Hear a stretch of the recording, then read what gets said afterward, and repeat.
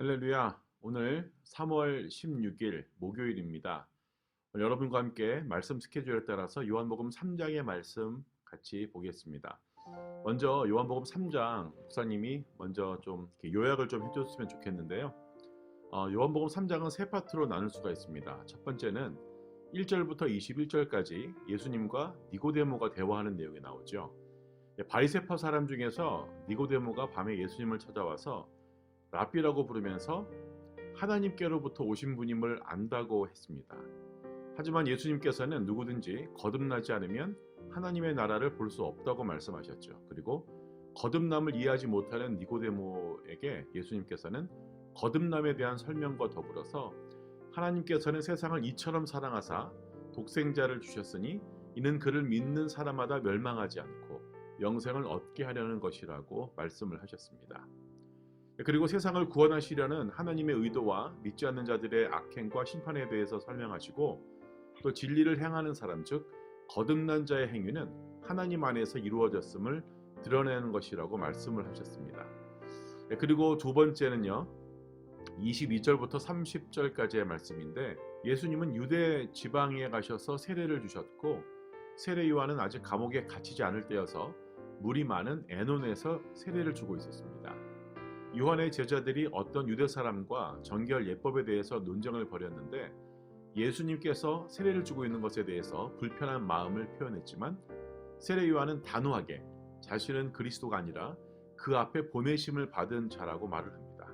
그리고는 제자들에게 그것을 전해야 한다고 말을 하면서 자신은 신랑을 기다리다가 신랑의 음성을 들으면 크게 기뻐하는 신랑의 친구일 뿐이다 라고 고백을 합니다. 그리고 또 더 큰 고백은 그는 흥해야 하고 자기는 쇠어야 한다고 고백을 합니다. 마지막 세 번째 파트는요.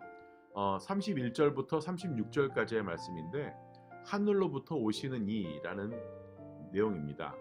위에서부터 오시는 이 즉 예수님은 모든 것 위에 계셔서 그가 보고 들은 것을 증언하지만 땅에서 난 사람은 땅의 것을 말하며 그의 증언을 받아들이지 않습니다. 하지만 그 증언을 받은 자는 하나님이 참되심을 인정하고 하나님의 말씀을 전합니다. 그것은 하나님께서 그에게 성령을 아낌없이 주시기 때문이며 예수님을 믿는 사람에게는 영생이 있고 순종하지 않는 자는 생명을 얻지 못하고 도리어 진노를 산다고 말을 합니다. 여기까지가 요한복음 3장의 간추린 내용이었습니다. 목사님이 오늘 좀 포커스하고 싶은 말씀은 두 번째 파트인데요. 22절부터 30절의 말씀입니다. 세례 요한의 심령에 대해서 한번 나누고 싶습니다. 지혜로운 사람은 살아가는 동안 늘 세 가지를 살피며 살아간다는 옛 이야기가 있습니다. 첫 번째는 나는 누구인가 하는 겁니다. 이 세상의 그 무엇보다 나를 아는 것이 참 중요하죠. 참된 지식은 나를 바로 아는 것에서부터 출발한다고 해도 과언이 아닙니다. 나를 알면 겸손해집니다. 또 괜한 열등의식에도 빠지지 않습니다. 두 번째는요. 내 나이가 몇 살인가 하는 질문입니다. 자기 나이를 모르는 사람이 어딨냐고 목사님에게 질문하는 사람이 있을지 모르겠지만 실제로 자기 나이에 맞게 사는 사람이 드물다는 거죠. 나이를 안다는 것은 뭘까요? 내 나이에 할 수 있는 일과 할 수 없는 일, 가질 수 있는 것과 가질 수 없는 것, 내가 추구해야 할 것과 포기해야 할 것을 바로 아는 것입니다. 나이를 바로 알면 기회를 잃지 않을 수 있습니다. 그리고 과욕과 허욕에 눈이 멀지 않을 수도 있다는 거죠. 세 번째로 앞으로 어떻게 될 것인가 하는 질문입니다. 10년 후, 20년 후 나는 무엇을 할 것인지, 내 인생의 마지막에 나는 어떤 사람으로 기억될 것인지, 그리고 인생의 종착역은 어디인지, 죽음 이후에는 어떤 일이 있을지를 알고 살아야 된다는 거죠. 이러한 심각한 질문에 대해서 분명한 해답을 주는 것이 바로 오늘 말씀일 텐데요.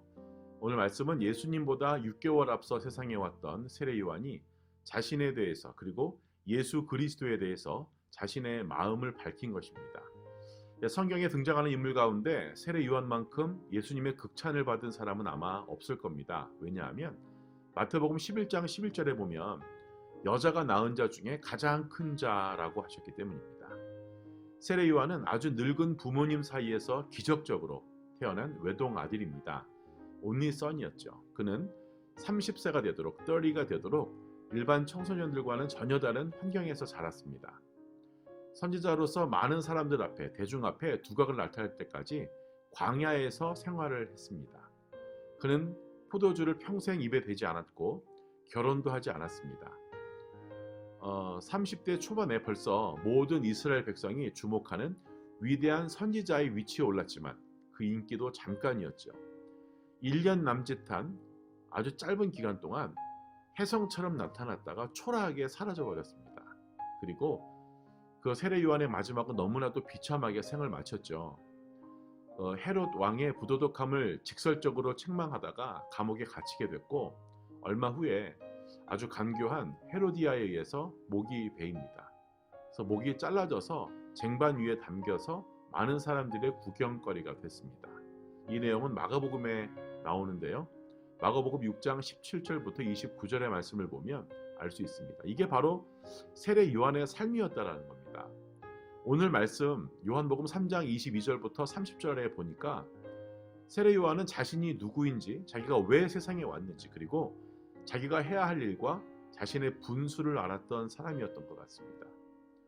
자신이 다가올 하나님의 나라와 또 회개하라고 외치면서 세례를 베풀 때 그렇게 많았던 사람들이 지금은 예수님께로 모두 다 가고 자신에게는 많은 사람이 오지 않았습니다. 그럴 때 오히려 세례 요한의 제자들의 마음이 상하고 시기하고 아마 불편했던 것 같습니다. 26절을 보니까 세례 요한의 제자들이 불평하듯이 세례 요한에게 이야기하는 장면이 나오죠. 선생님과 함께 요단강 저편에 있던 이, 곧 선생님이 증언하던 이가 세례를 베풀매 사람들이 다 그에게로 가더이다. 그러자 세례 요한이 자신의 제자들에게 나는 그리스도가 아니고 그의 앞에 보내심을 받은 자라고 증언할 사람이 바로 너희들이다 라고 말을 합니다. 그리고는 그는 흥하여야 하겠고 나는 쇠하여야 하리라 라고 고백을 하는 말씀이 나옵니다. 자신의 인기를 가로채간 예수라는 사람을 보면서 질투할 만도 한데 그는 자신의 위치와 형편을 잘 알고 있었습니다. 사람들이 뭐라고 하든 신경 쓰지 않았습니다. 그저 자신에게 맡겨진 사명 감당에만 몰두했습니다. 참으로 세례 요한은 자신의 분수를 잘 알았던 사람인 것 같습니다. 세례 요한은 자기가 왜 세상에 왔는지를 잘 알았습니다. 세례 요한은 자기가 누구인지를 알았습니다. 주님은 흥하여야 하고 자신은 쇠할 자로 알았습니다. 우리도 이처럼 깨끗한 세례 요한의 삶, 이처럼 맑은 세례 요한의 심정을 본받음으로 하나님 앞에 큰 자로 서게 되기를 소망합니다. 주님께 돌려질 어떠한 영광도 내가 받지 않겠다고 다짐하면서 주변의 시선에 신경 쓰지 않고 오직 주님만 바라보며 주님의 명령과 부탁에 더욱 힘써 나아가는 우리 모든 KYM이 되어지길 예수님의 이름으로 축복합니다. 같이 기도하겠습니다. 하나님, 오늘 요한복음의 말씀을 보면서 특별히 세례 요한의 마음을 한번 살펴보았습니다. 내가 받을 인기를 가로채간 그 누군가 때문에 마음이 불편하고 힘들 만도 한데 자신이 왜 이 땅에 왔는지를 알고 그것에 대해서 말씀을 잘 지키면서 살았던 그 세례 요한의 마음을 우리가 살펴보았습니다. 그저 세례 요한이 참 훌륭하다라고 끝나는 것이 아니라 나도 그렇게 살아가기를 소원하며 결단하며 나아가는 우리 모든 KYM이 되어지게 하여 주시옵소서. 그런 삶을 살아낼 수 있는 힘을 허락하여 주시옵소서. 그는 흥하여야 하겠고 나는 쇠하여야 하리라. 그 말씀 기억하며 오늘도 살아가는 우리 모든 KYM 되어지게 하여 주시옵소서. 감사하며 예수님 이름으로 기도합니다. 아멘.